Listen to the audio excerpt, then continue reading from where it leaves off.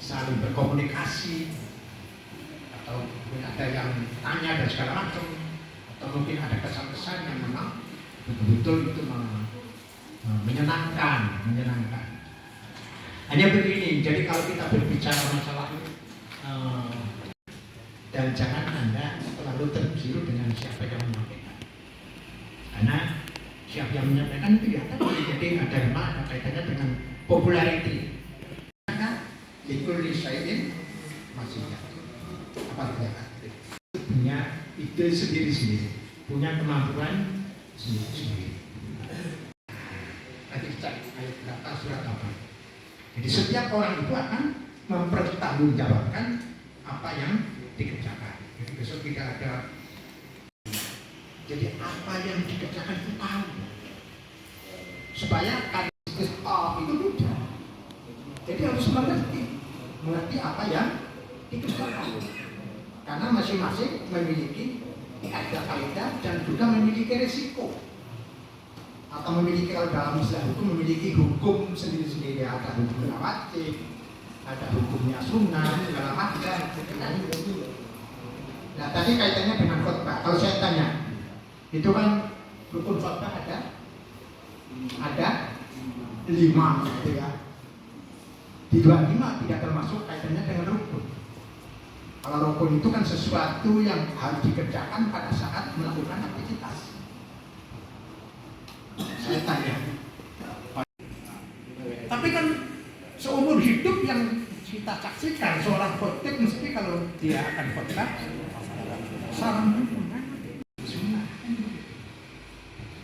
Ternyata, jadi kalau ada seorang khotib itu kan langsung dia pemimbar langsung duduk gitu kan. Tapi kan khotibnya itu orang ngerti angger-angger khotbah ya, langsung duduk bu, salam dulu gitu kan. Namun apakah beda ya, apakah sama itu kan antara yang sing ngerti kalau sing orang. Sebab sing menyampaikan hal-hal yang baik, maka orang itu akan mendapatkan pahala, dan pahalanya orang yang mengerjakan itu double. Jadi double kata-kata ini, oh judulnya kita, itu baru paham.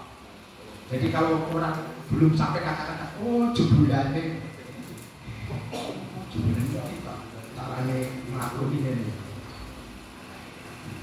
Karena ada dipahami itu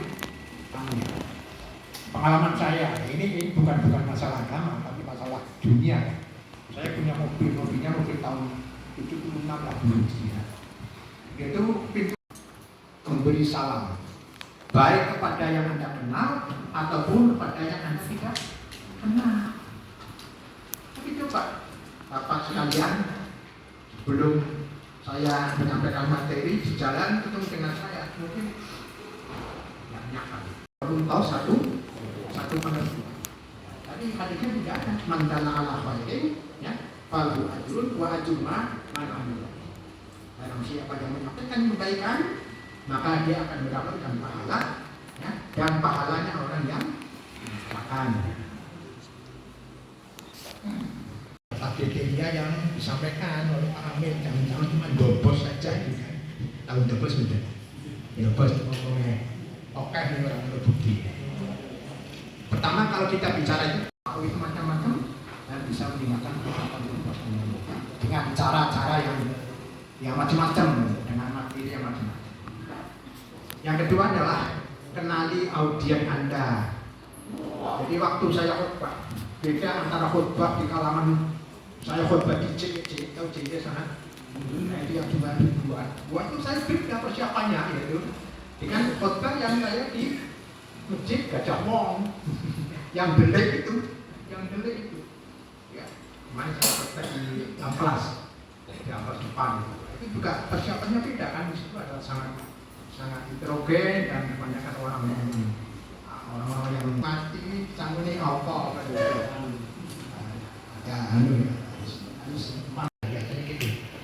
Ya, adapun hari ini kita akan pandangan Bikon itu bisa dimengerti dan bisa dipahami dan bisa senengi ya, sing senengi sing ya. Menyampaikan informasi yang relevan dan mendukung informasi yang betul-betul sesuai. Jangan sampai melontar-lontar. Saya ini masalah kaitannya dengan ibadah. Kemudian lagi loncat masalah kaitannya dengan akidah. Loncat lagi masalah kaitannya dengan jinayah. Itu nggak runtut. Dalam bahasa agama namanya tidak munasabah. Meskipun Al-Quran itu juga tidak munasabah. Ya. Tetapi 280 nah itu loncat itu. Jadi pada waktu pertama itu masalah kaitannya dengan umum, yang kedua masalah akidah, yang ketiga masalah muamalah, masalah tauhid, sampai masalah politik, baru masalah sapi. Itu sebenarnya kalau kita lihat itu Quran itu bagus sekali, supaya tidak bosan.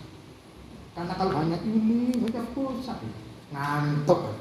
Nah, buat lianin nih apa nih di ngomongnya bu, variasi. Al-Quran penuh dengan variasi. Coba anda buka.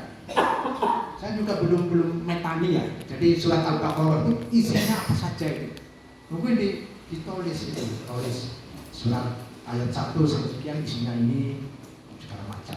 Tapi intinya sekarang kan zaman pantun yang pantun. Saya tidak ya bukan apa-apa. Pantun itu bagus ya. Tapi kalau bisa kita menyampaikan doa, ada sedikit dari kata-kata yang arif yang itu mengandung ajaran. Bisa dari kata-kata binawas, dari kata-kata Ali bin Abi Thalib itu kan banyak kata-kata mutiara ya. Kata-kata mutiara, kan? Seperti kaitannya dengan apa namanya semangat, semangat menjaga wajah itu kan. Barang siapa yang sungguh-sungguh maka dia akan mendapatkan kata-kata yang hanya begini. Jadi kalau kaitannya dengan khotbah itu ada seorang penceramah sebelum dia tinggal dia mengatakan Abdul khutbati bil lughatil arabiyyah. Apa artinya? Abdul khutbati bil lughatil arabiyyah. Sebagai khutbah dengan bahasa Arab. Jadi makanya dia 5 menit mulai dari hamdalah sampai doa itu Arab semua. Karena yang dia baca itu kitabnya bahasa Arab itu kan bahasa Arab. Padahal boleh kita itu ya. Yang di bahasa Arab hanya 5 hal. 5 hal itu pun juga masih debatable itu. Seperti wasiat takwa. Itu kan ada pendapat ulama yang mengatakan bisa dengan kata-kata atau juga dengan bahasa Arab. Ya. Yang penting ada wasiat takwa. Mari kita sama-sama memperbaiki diri, meningkatkan ketakwaan. Itu juga sama dengan wasiat takwa. Tetapi oleh kebanyakan ulama itu dimasukkan dalam kategori harus dengan bahasa. Tapi ada yang mengatakan boleh tidak pada bahasa Arab, khusus dalam wasiat takwa. Karena kan wasiat takwa itu kan misalnya yang penting dia memberikan wasiat hubungannya dengan takwa dengan bahasa Arab atau bahasa Indonesia atau bahasa daerah juga. Hindari jargon atau istilah yang tidak familiar bagi pendengar, ya. Di kata-kata yang terlalu jorok gitu ya. Kata-kata yang seperti maaf kemarin waktu Nabi itu istrinya 9 dan kali batasi 4. Tapi kenapa orang kok banyak mempersoalkan itu ya? Kalau 4 itu kelihatannya orangnya macam-macam gitu ya. Ada seorang bintang film yang sekali itu ya. Dulu menghadirkan dengan doa. Banyak yang doa. Doa yang subhanallah wa bihamdi, subhanallah wa bihamdi, subhanallah alazim. Di antaranya itu la haula wala quwwata illa billah. Baik kayak gini. Gitu kan. Ini supaya kita tidak kehilangan apa. Yang terakhir adalah Allah SWT. Allah tetap berkati, Allah yang akan memilih. Baru dan yang kedua adalah punya anggapan bahwasanya semua manusia itu punya kelebihan dan punya kekurangan. Dan saya punya kelebihan, dan saya muntahkan, lalu saya curahkan kelebihan saya. Jangan khawatir itu kan. Karena begini, dulu kan tahun berapa itu seorang ketua MPR membuka sidang itu menyebut nama salah, banyak yang salah itu, tapi nggak apa-apa. itu seorang ketua MPR. Jadi, itu terinspirasi ngomong seperti ngono kaya salah. Kok aku salahnya memang ya hal insan makhluk bapak wanisnya. Jadi dilakukan kalau dia sebagai Polri pada waktu dia membuka acara itu ya. Tapi kalau ada ceramah ya jangan, kalau bisa ya ini anu aja supaya itu jangan dilakukan.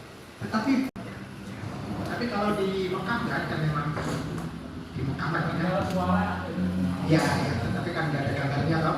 Dan gambarnya kan memang di sana menurut asas yang kembali juga. Jadi nggak apa-apa sebenarnya. Nah, bertahan.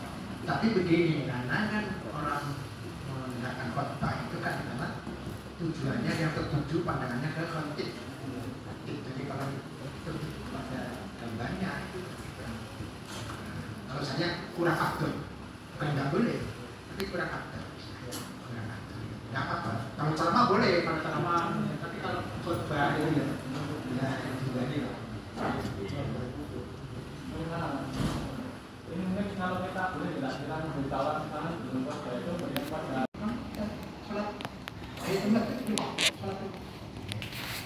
artinya boleh kan begini.